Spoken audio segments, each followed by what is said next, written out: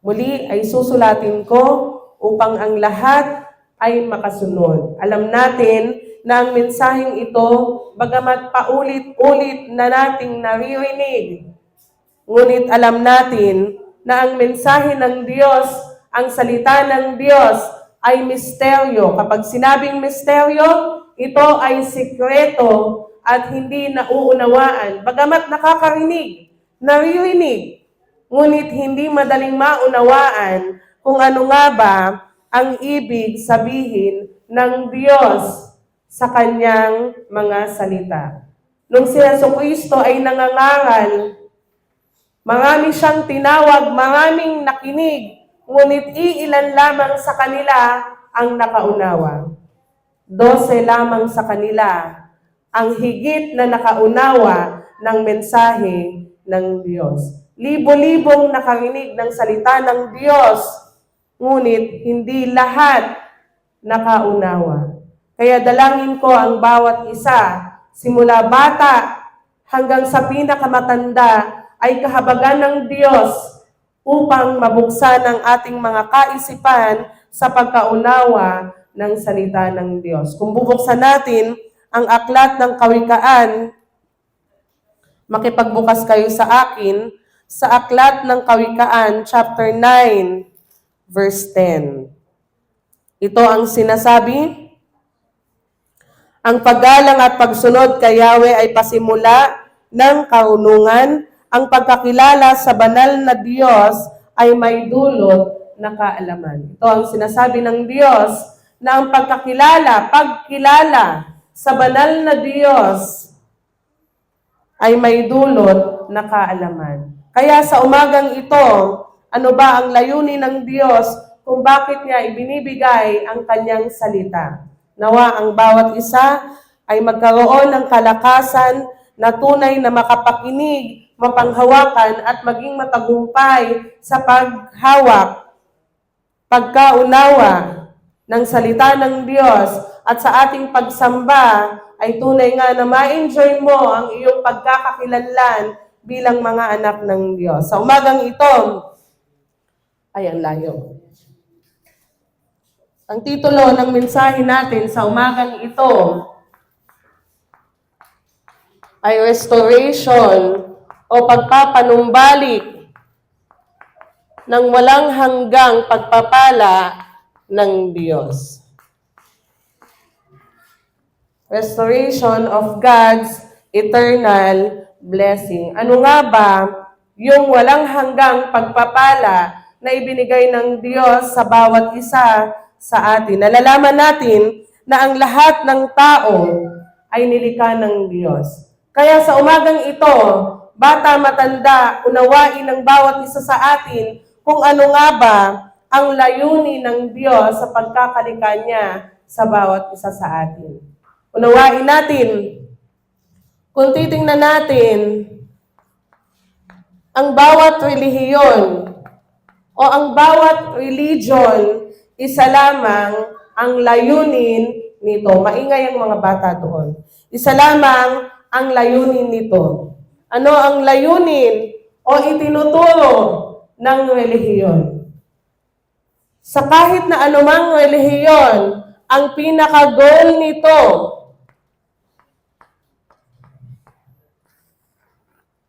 good works.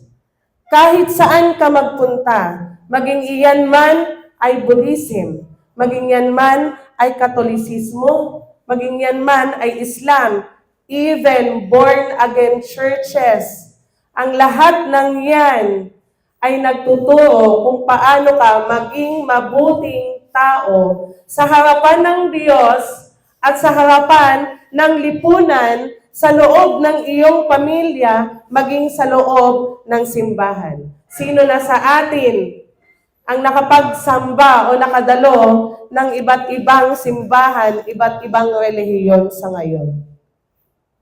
Halos lahat sa atin ay nakadalo na. Ngunit kung titingnan natin, papakinggan nating maigi, kahit pa ang mga malalaking born-again churches sa kapanahunan natin ngayon, sila ay walang ibang itinuturo kundi maging isang mabuting tao ka.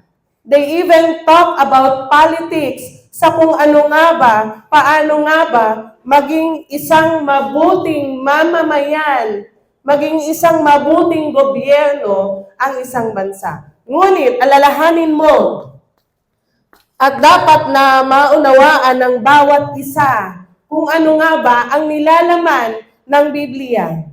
Ano nga ba ang layunin ng Diyos kung bakit niya ibinigay ang Biblia?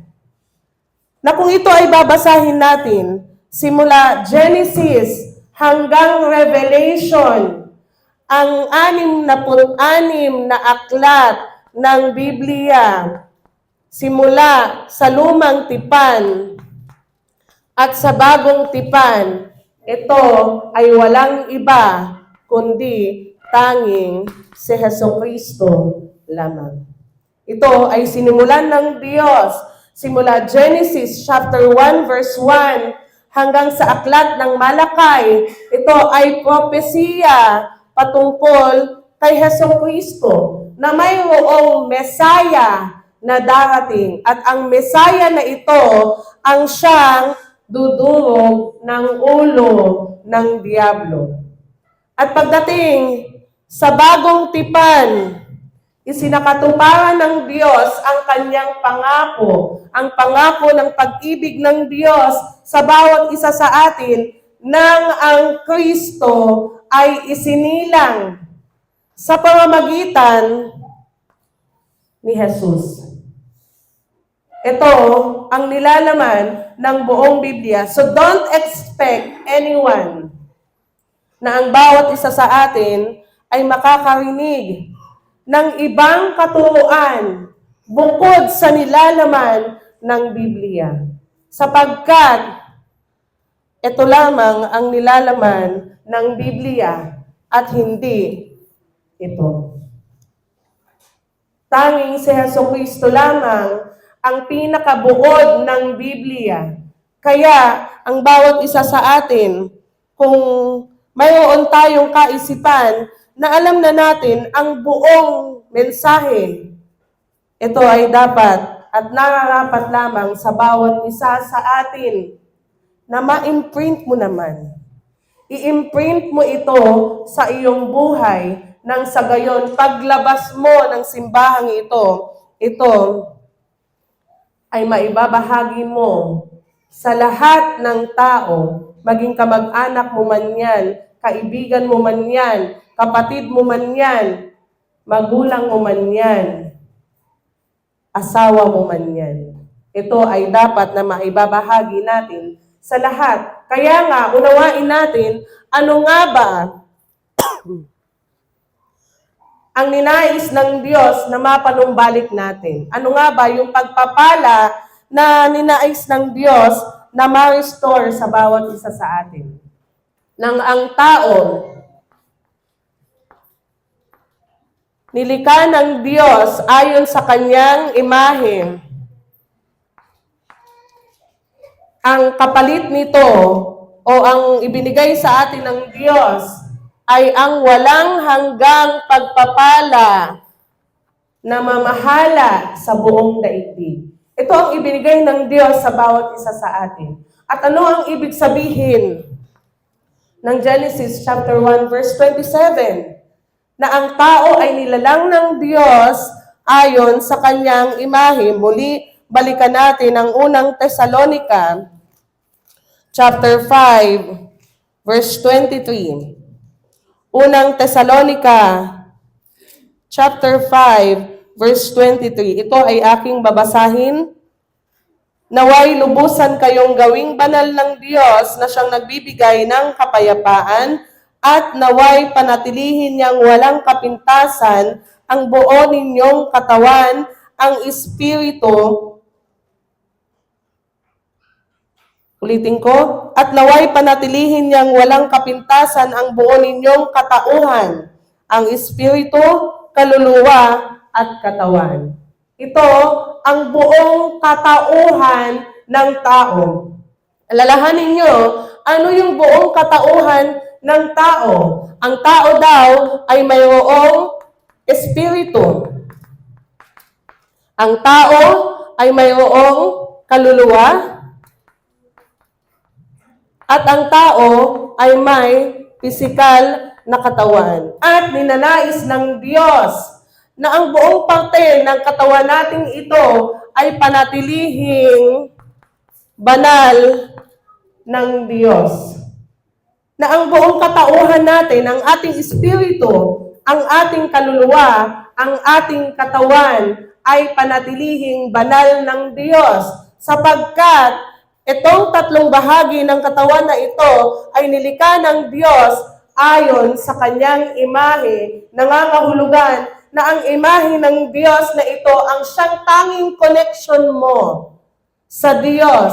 At dahil ikaw ay may connection sa Diyos, ikaw ay inaring banal ng Diyos. Na ang bawat isa sa atin, dahil tayo ay may espiritu ng Diyos, ikaw ay banal sa harapan ng Diyos. At dahil sa espiritu na ito ng Diyos, na siyang imahe ng Diyos sa atin, tayo ay binigyan ng pagpapala ng Diyos. At ano yung pagpapalang ito? Ang lahat ng nilikha ng Diyos. Ang lahat ng nilikha ng Diyos ay para sa tao sapagkat nasa kanila ang imahe ng Diyos, ang espiritu ng Diyos. Lahat ng nilikha ng Diyos, kaya nga, ano ang layunin ng Diyos? Nang ikaw ay likhain ng Diyos, ninais ng Diyos na sa pamagitan ng pagsamba natin sa Diyos, you can enjoy your identity as a child of God. Ito ang nais ng Diyos sa bawat isa sa atin, na ikaw ay mabuhay na masaya, mapayapa, being with God. Ito ang layunin ng Diyos sa bawat isa sa atin. Ngunit, alam na alam natin na ang tao ay nahulog sa tinatawag na tatlong fundamental na problema. At ano yung fundamental? Ano yung tatlong fundamental na problema ng tao? Ang tao ay nahiwalay sa Diyos. At ano ang resulta ng pagkahiwalay sa Diyos? Ang tao ay naging makasalanan sa harapan ng Diyos. Nung ang tao ay magkasala sa Diyos, sa Efeso chapter 2, verse 1, sinasabi na ang tao ay naging patay spiritual. Alam ko na yan. Ang tao ay naging patay spiritual. Ang tao ay may tatlong SSS problem. Alam ko na yan. Kung ito ay nalalaman natin, nararapat na siguro na ma-imprint mo naman ito sa iyong buhay. At kung ito ay ma-imprint mo sa iyong buhay, ilan na ang nabahaginan mo ng tipan ng Diyos na ito. Sapagkat kung wala pa at hindi mo pa kaya itong ibahagi, bumalik ka sa fundamental o pundasyon ng pananampalataya mo at muli pakinggan mo ang mensahe na ito. Ngunit kung kaya mo na itong maibahagi sa kahit na kanino, nangangahulugan, na lubusan mong naunawaan ang salita ng Diyos. Sapagkat ito lamang ang nilalaman ng mensahe ng Diyos. Alalahanin mo, ang Biblia ay hindi yan patungkol sa mabubuting gawa, ni hindi yan pagalingan at hindi yan pahulungan sa harapan ng Diyos. Ngunit ang Biblia ay nagpapatunay at nagtuturo sa bawat isa sa atin na tayo ay nilalang ng Diyos ayon sa imahe ng Diyos because God wants us to restore worship. At sa pamagitan ng worship, God wants you to enjoy your identity as a child of God. Yun nga lamang, nagkaroon ng problema ang tao. At ang problemang ito, na tatlong fundamental na problema ng tao, ang pagiging hiwalay sa Diyos, pagiging alipin ng kasalanan, at pagiging anak ng Diablo, ang siyang nagbigay sa atin ng hindrance upang tayo ay makabalik sa Diyos.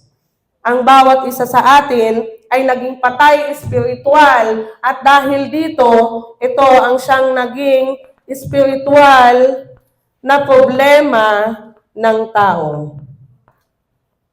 At ang espiritual na problemang ito ang siyang maghuhulog sa iyo, ang siyang hahatak sa bawat isa sa atin patungo sa impyerno.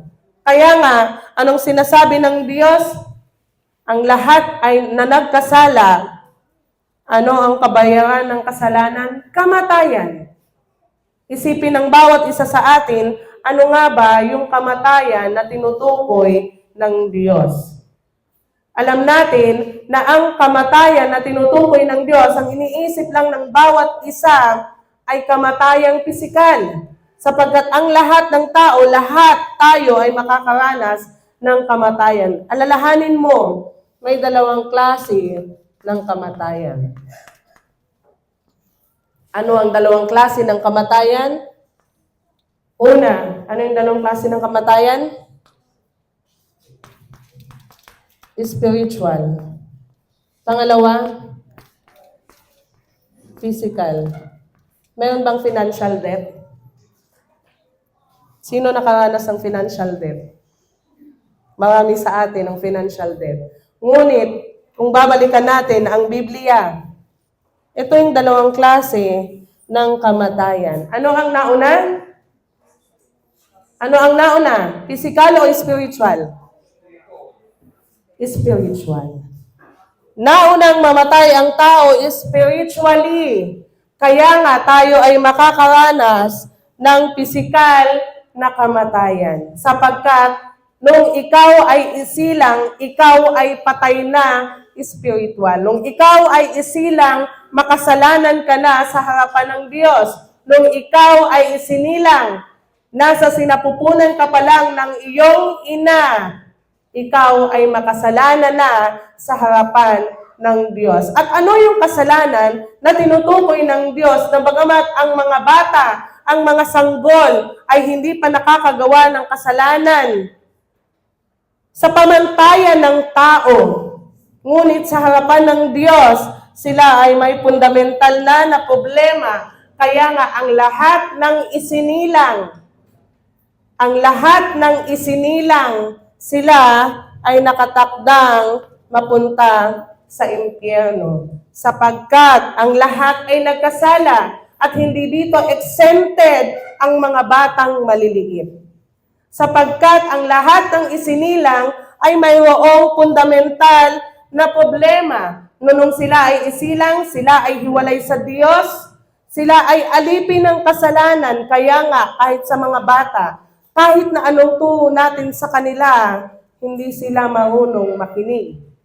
Karamihan sa kanila, marunong nang gumawa ng masama sapagkat ang lahat ng isinilang ay alipin na ng kasalanan. Sapagkat ang lahat ay anak ng Diablo nung pagsilang sa kanila ng kanilang mga magulang. Kaya alalahanin ng bawat isa, ito ang fundamental na problema na mayroon ang lahat. Kaya nga, ano ang resulta ng fundamental na problema na mayroon ang tao?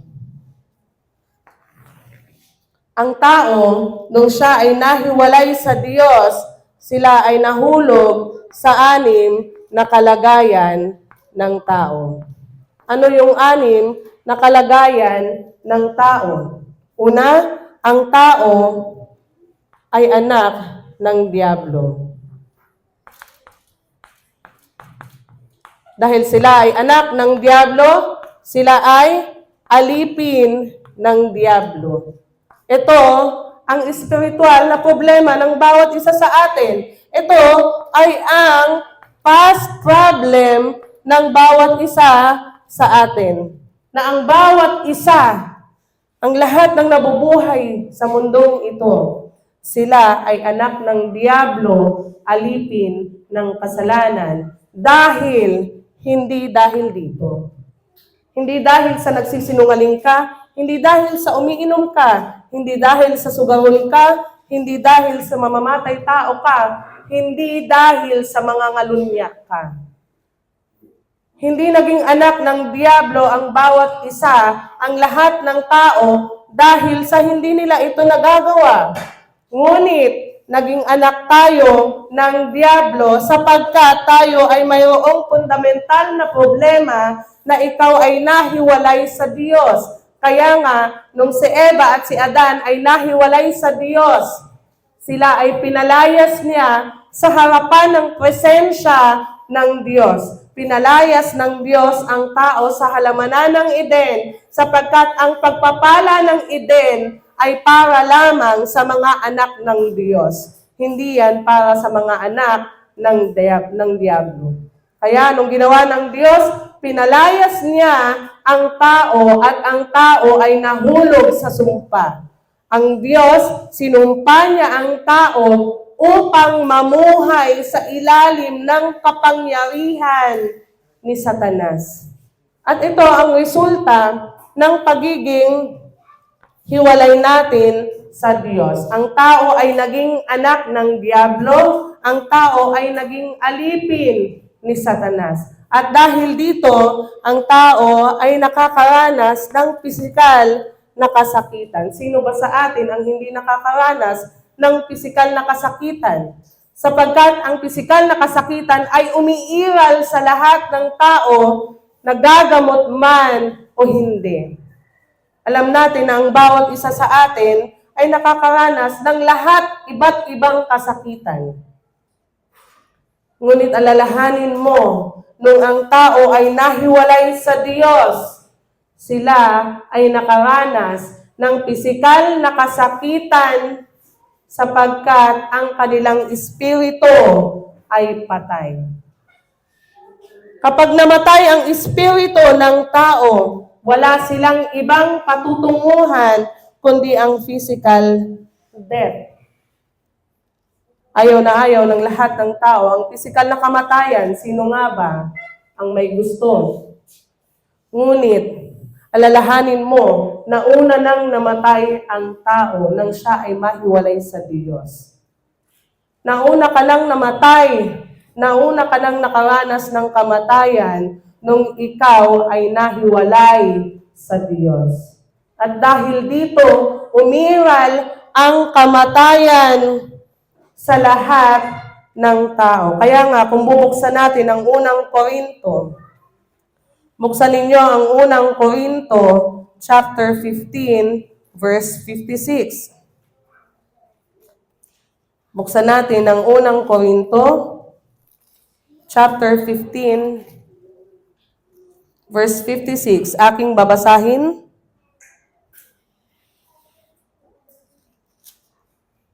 Verse 56.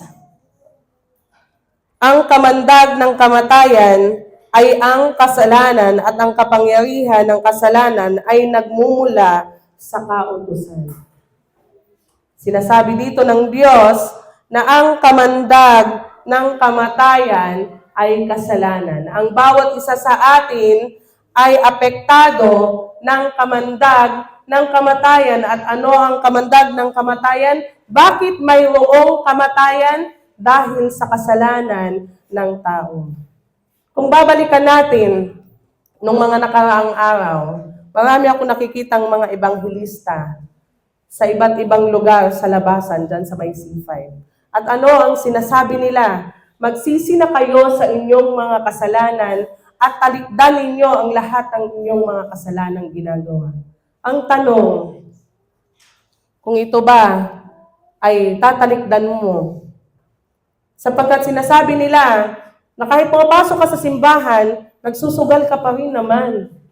Na kahit na pumapasok ka sa loob ng simbahan, nagsisimba ka tuwing linggo, ang puso mo ay hindi tapat dahil lasinggero ka pa rin naman. Kaya nga ang tanong natin, pag ikaw ba hindi na lasinggero? Pag ikaw ba hindi na sinungaling? Pag ikaw ba hindi na sugarol, hindi ka na sabungero? Kapag nasunod mo ba ang 10 utos ng Diyos, pupunta ka na bang langit? Ang tanong, Kapag nasunod ba ng tao ang 10 utos ng Diyos, ligtas na ba siya? Sigurado ka na ba na ikaw ay mayroong kaligtasan pag hindi ka na mayabang, pag hindi ka na mapagmataas, pag hindi ka na sinungaling, pag hindi ka na magnanakaw? Mayroon ka na bang katiyakan ng kaligtasan? Kung gayon, nangangahulugan ng paggawa ng mabuti ay hindi para sa kaligtasan ng tao. Kaya nga ang tao ay nahulog sa 6 na kalagayan ng taong hiwalay sa Diyos sapagkat ang paggawa ng mabuti ay hindi pamantayan ng Diyos para ikaw ay magkaroon ng kaligtasan. Dahil sa pisikal na karamdaman ng bawat isa, ito ay ebidensya na ang lahat ay nahiwalay sa Diyos. Pang-4 na kalagayan ng mga taong hiwalay sa Diyos, sila ay mayroong mental na kahirapan at sila ay walang ibang patutunguhan kundi ang impyerno. Pagkatapos sa mabuhay dito, sa mundong ito, na puno ng kahirapan, ang iyong mga anak ang siyang magmamana ng lahat ng sumpa na dinanas mo bilang taong hiwalay sa Diyos. At ito ang dahilan kung bakit natin patuloy na inaakay ang mga remnants at ang bawat isa, maging ang mga deacons, na patuloy na makinig ng salita ng Diyos sapagkat ito lamang ang salita ng Diyos. At ang salita ng Diyos ay hindi nakabatay sa good works na ito, sa mga mabubuting gawa, kagaya ng itinuturo ng mundong ito. Nawa, ang bawat isa sa atin ay patuloy na maunawaan na ang mensahe ng Diyos, ang salita ng Diyos, ay mayroong layuning maibalik sa iyo ang espiritu o ang imahe ng Diyos sa bawat isa sa atin, sapagkat ito ang pamantayan ng Diyos upang ikaw ay muling pagpalain ng Diyos. Ano ang pamantayan ng Diyos ng pagpapala niya sa lahat ng tao? Maibalik sa iyo ang imahe ng Diyos na nawala nang ikaw ay naging makasalanan sa harapan ng Diyos. Na ang bawat isa sa atin, bagamat tayo ay nakakaranas ng iba't ibang kahirapan sa mundong ito, alalahanin mo, ang kaligtasan ay ibinigay ng Diyos sa pamamagitan ni Jesucristo.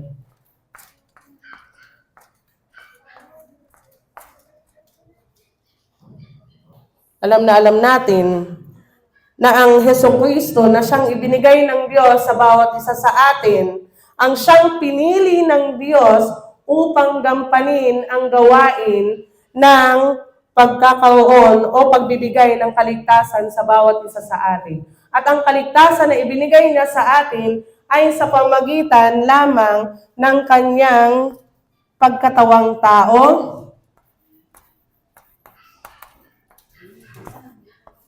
kamatayan sa pamamagitan ng pagkapako sa krus at ng kanyang muling pagkabuhay.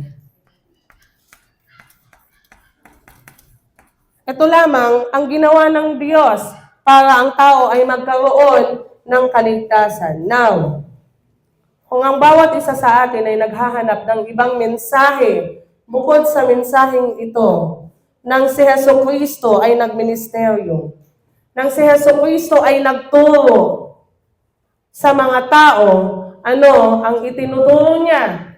Ang itinuturo ng Diyos ay Kingdom of God. Ang paghahari ng Diyos. At ang paghahari ng Diyos na ito ay isinakatuparan ni Jesucristo nang siya ay magkatawang tao, namatay at muling nabuhay. And yet, karamihan sa atin, to be honest, naghahanap tayo ng ibang mensahe kung saan maririnig natin ang lahat ng ito. Yan ang mensahe na hinahanap ng bawat isa sa atin. Lalahanin mo nung si Hesukristo, nang simula siyang magministeryo, nang ang Hesukristo ay namatay, nang ang Hesukristo ay muli ding nabuhay, ito man din ang itinuturo niya, ang paghahari ng Diyos. At ang paghahari ng Diyos ay dumating sa pamagitan ni Hesukristo. Nang ang Hesukristo ay nagkatawang tao, namatay at muling nabuhay. Ito lamang ang nilalaman ng buong Biblia. Ito ang nilalaman ng buong Biblia. And yet, ang bawat isa sa atin naghahanap ng mas magagandang mensahe kung saan mas kanais-nais mong tanggapin. Buksan natin ang ating mga Biblia sa 2 Timoteo chapter 4, verse 3 to 5. Nasa kapanahunan natin ngayon, ito ang mga tao. 2 Timoteo chapter 4, verse 3 to 5. Nagbubukas ba?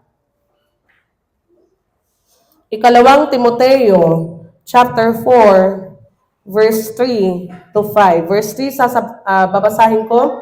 Sapagkat darating ang panahong hindi na sila makikinig sa wastong katuruan, sa halip, susundin nila ang kanilang hilig. Maghahanap sila ng mga tagapagturo na walang ituturo, kundi ang ibig lamang nilang marinig. Karamihan sa mga tao ngayon, ayaw na itong marinig. Ayaw na din nila itong marinig na sa pagsamba nila sa Diyos, ano lang ang gusto nilang pakinggan? Good works. Kung paano ka maging matagumpay sa mundong ito. Kung paano ka maging successful sa larangan na mayroon ka ngayon. Kung paano ka maging successful, maging matagumpay sa pagiging estudyante. Kung paano ka maging matagumpay at maging mabuting ina ng tahanan. Kung paano ka maging matagumpay sa trabaho na mayroon ka ngayon. Ito ang gustong marinig ng mensahe ng mga tao ngayon sa loob ng simbahan. At kapag ito ang narinig nila, paulit-ulit. Paulit-ulit. Nakakasawa. Ito, ang tao sa kapanahunan natin ngayon. Uulitin ko, sapagkat darating ang panahong hindi na sila makikinig sa wastong katuruan, sa halip, susundin nila ang kanilang hilig. Maghahanap sila ng mga tagapagturo na walang ituturo, kundi ang ibig lamang nilang marinig. Hindi na sila makikinig sa katotohanan, sa halip ay ibabaling ang kanilang pansin sa mga kathang isip lamang.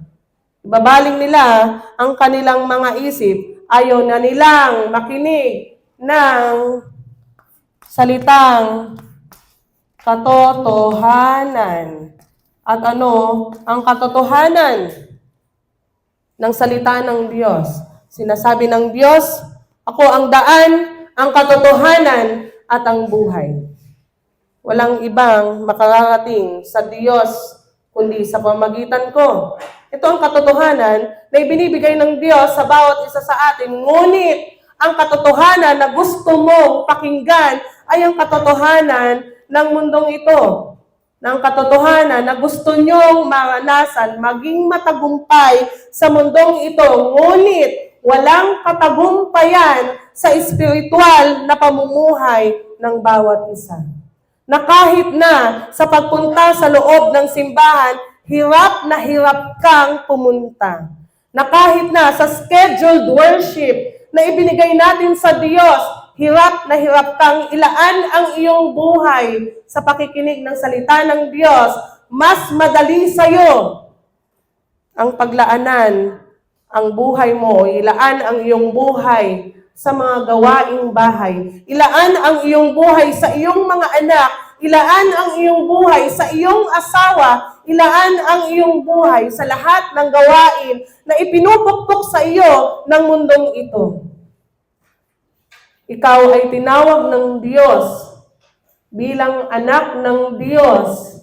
At ang kalooban ng Diyos ay ilaan mo ang iyong buhay sa Diyos sa pamagitan ng pagsamba sa Diyos at hindi ilaan ang iyong sarili sa iyong mga anak, sa iyong asawa. Ito ang katotohanan ng spiritual na buhay ng pagkakatawag sa iyo ng Diyos. Hindi ikaw ang may likha ng iyong anak. At hindi din asawa mo ang may likha sa iyo. Hindi ang asawa mo, ang sino pa mang tao sa mundong ito, ang tumawag sa iyo bilang anak ng Diyos. Kaya, ano ang kalooban ng Diyos? Ilaan mo ang iyong sarili para sa Diyos. Devote your life for God. Na ang bawat isa sa atin, ilaan mo ang iyong sarili sa Diyos at turuan mo ang iyong anak na ilaan din ang kanilang sarili para sa Diyos. Nang sa gayon, sa pagkakatawag ng Diyos sa bawat isa sa atin, at dumating ang itinakdang panahon na ikaw ay haharap sa iyong manlilikha, wala kang pagsisisihan. Sapagkat, i-deny mo man o hindi, sa palagay ko wala namang nagdi-deny nito. Wala namang nagdi-deny diyan. Hindi ka maliligtas ng kahit na sino na miyembro ng pamilya mo. Kaya nga nung sinasabi ng Diyos sa bawat isa sa atin, na kung sino man ang nagmamahal sa kanyang mga anak, sa kanyang mga magulang, nang higit pa sa paghahari ng Diyos, wala tayong o hindi natin mailaan ang ating sarili sa iyong manlilikha, dapat pag-isipan mong maigi. Wala tayong puwang sa paghahari ng Diyos. Ikaw ay tinawag ng Diyos upang maranasan mo ang pag-ibig, ang kaligtasan, maranasan mo ang kapayapaan na ibinibigay ng Diyos. Sa realidad na buhay natin, kahit ang pamilya natin sa loob ng tahanan, nagkakaroon ng problema, nagkakaroon ng stress. Hindi nakakapagbigay sa atin ng tunay na kapayapaan. Ngunit ang Diyos, ang siyang tunay na nagbibigay sa iyo ng kapayapaan sa pamagitan ng pagkilos ng banal na Espiritu Santo. At ito ang dapat na paglaanan natin. Paglaanan natin ng ating buhay, ang pakikinig ng salita ng Diyos at ang pagkaunawa mo sa salita ng Diyos. Sapagkat sa kung paano mo nauunawaan ang salita ng Diyos, diyan natin makikita ang buhay mo. Sa kung paano mo naunawaan ang salita ng Diyos, makikita natin yan sa bawat iniisip mo, sa bawat aksyon mo, maging sa pagpili mo ng iyong buhay, maging sa iyong priority.